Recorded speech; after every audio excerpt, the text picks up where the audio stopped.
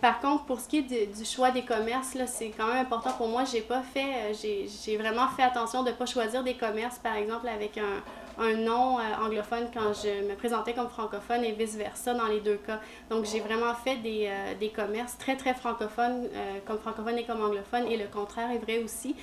Et des fois, j'ai été engagée à des endroits où je me serais jamais attendue à pouvoir être engagée, là, en raison du nom du commerce, du lieu et de la langue avec laquelle je me présentais. J'en tire un peu comme conclusion que le respect ou l'application de la charte dans les faits au quotidien, quand les gens entrent dans un commerce, quand les gens veulent travailler dans ces petits emplois-là, va vraiment, vraiment pas de soi, à la fois pour l'accueil, pour le service et pour la langue de travail, la possibilité d'être embauché dans une langue. Et aussi, ce que j'ai oublié tantôt un peu, c'est que même dans les endroits où on m'engageait comme francophone unilingue, on m'a dit à plusieurs reprises que j'aurais juste à lire et répondre aux courriels de la maison mère en anglais, parce qu'ils sont tous à Toronto et que le matériel n'est pas traduit. Même chose un peu pour tous voyons, les livres avec les techniques de vente, techniques d'approche. C'était pas nécessairement disponible en français, même quand les employeurs s'en plaignaient un peu. Là. Il y en a, je pourrais peut-être pas le chiffrer, mais au moins 3 4 la deuxième fois qui m'ont fait mention de ça, que j'aurais juste à faire avec du matériel, mais qui m'aiderait parce que le matériel n'était pas tout disponible en français. Oui, c'est ça. Je parle de la langue commune parce que j'ai vraiment senti la première fois que l'anglais était très confortable comme langue commune entre les employés, souvent de plusieurs origines différentes.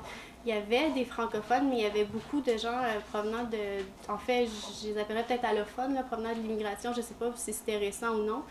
Ce que j'ai pas... C'est sûr que j'ai pas travaillé la deuxième fois en français, donc je peux pas me prononcer là-dessus.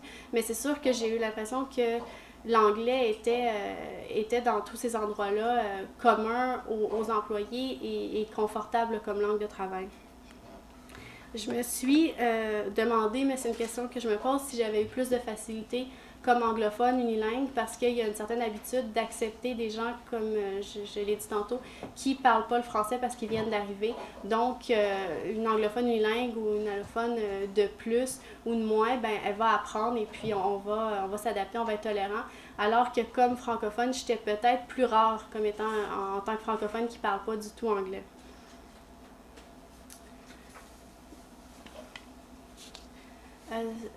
Ça, par rapport au choix des commerçants d'embaucher ou non, j'ai eu l'impression qu'il y avait souvent dans leurs réponses qu'ils me donnaient, dans leurs explications par la suite, qu'il y avait une tension entre les impératifs de leur commerce, trouver rapidement des employés qui sont disponibles, qui sont sympathiques, ne pas fâcher le client et quand même respecter plus ou moins la loi.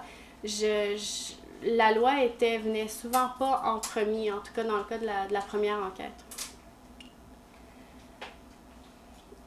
Ensuite, il y a l'attitude des clients et l'importance que ça jouait dans le choix que semblaient faire ces employeurs-là de m'engager ou non, parce que c'était une raison assez importante ou bien de me donner un emploi en disant que les clients s'en accommoderaient, ou bien de ne pas m'en donner parce qu'ils ne voulaient pas s'attirer les foudres de leur clientèle. Donc, je vais conclure avec ça et simplement le fait que, en gros, la seconde fois, ça a été une expérience vraiment moins agréable. Et si j'avais à être une francophone unilingue qui cherchait ce type d'emploi-là, c'est certain que là, je le faisais pour une enquête, mais j'aurais pu me décourager beaucoup plus facilement que la première fois. J'ai pas eu d'emploi la première journée. J'ai eu en premier un refus, la deuxième. Ensuite, j'ai eu des retours d'appel et j'ai eu des emplois finalement à peu près le même nombre, là. Mais c'était plus décourageant, beaucoup moins agréable comme expérience. Et ensuite, c'est ça là-dessus, j'ouvrirais peut-être parce que c'est sûr que je suis journaliste et donc pas experte. Vous l'êtes plutôt dans la salle, mais je me demandais en fait, et je pense qu'on se demandait tous un peu dans la salle de rédaction, pourquoi c'est comme ça en fait, comment on peut expliquer que ce soit plus difficile pour une francophone unilingue qu'une anglophone unilingue dans cette situation-là, justement 30 ans après, plus de 30 ans maintenant après l'adoption de la loi 101, et le fait que le français est quand même supposé, on le voit comme la langue commune, et même spécifiquement pour ce qui est du travail et du service, c'est quand même reconnu là, par la Charte. Il y a beaucoup de vos collègues qui n'étaient pas capables de dire bonjour ou merci. C'était pas la majorité. Il y avait peut-être la moitié des endroits où il y avait des collègues qui n'étaient pas capables. Et il y avait un commerce, entre autres, où c'était tout le monde était anglophone et ils ne voulaient pas servir les clients en français. Si quelqu'un insistait beaucoup, il pouvait donner quelques informations en français dans un français très, très approximatif. Donc, il y en a un qui était vraiment anglophone comme ça. Puis si je compte l'ouest de l'île, il y en a deux autres où c'était très, très, très principalement en anglais. Je vous félicite pour votre travail tout d'abord. Puis je voudrais savoir comment vous avez réagi en fait à la réaction à vos deux enquêtes, parce qu'il y a comme une controverse que ça a enclenché. Puis aussi on a essayé un peu de dévaloriser en fait, cette expérience-là. Comment vous avez vécu les réactions? Est-ce que ça vous a étonné? Est-ce que ça m'a étonné? Non. Ben, je savais pas quelles seraient les réactions, mais c'est sûr que pour moi, c'est un sujet assez sensible, si on veut.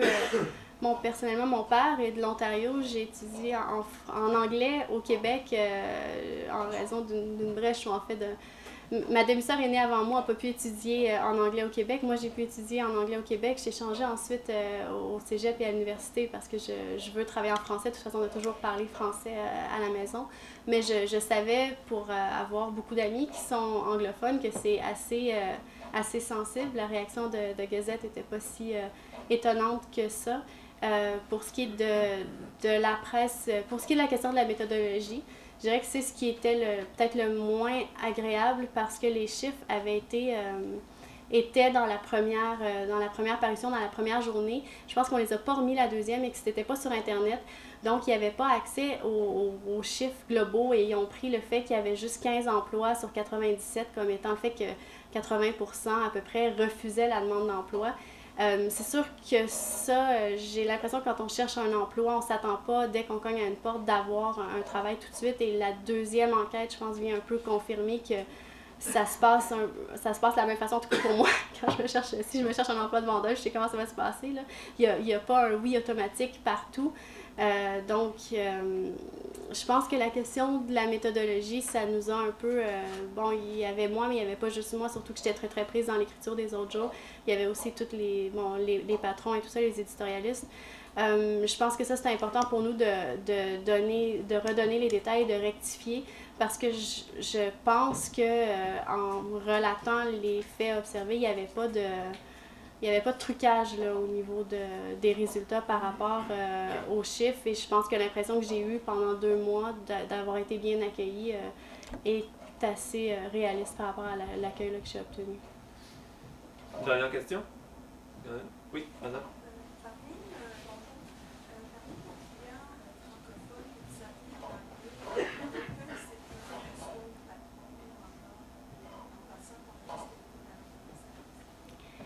Il y a 4 commerces sur les 15 où on m'a dit avoir reçu des plaintes de clients.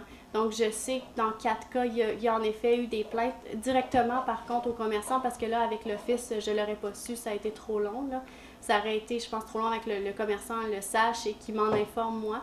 Mais il y a au moins 4 sur 15 où il y a des clients qui ont fait savoir aux gérants qui n'étaient pas satisfaits d'avoir été servis là, juste en anglais.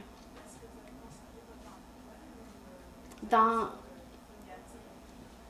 les 4 cas, je conservais mon emploi, mais il y a un endroit où on m'a placée à l'arrière-boutique. En invoquant des plaintes, comme il y avait beaucoup de mécontentement parmi les clients, c'est le seul endroit où je suis pas sûre qu'il y ait réellement eu des plaintes contre moi et si on n'invoquait pas plutôt des plaintes qu'il y avait déjà eu dans le passé par rapport à d'autres employés. C'est le seul endroit où j'ai un doute là-dessus. Mais je considère qu'il y a eu des plaintes parce qu'il y a une dame qui s'est plainte devant moi à l'autre employé, mais pas au patron, dans cet endroit-là spécifique, là.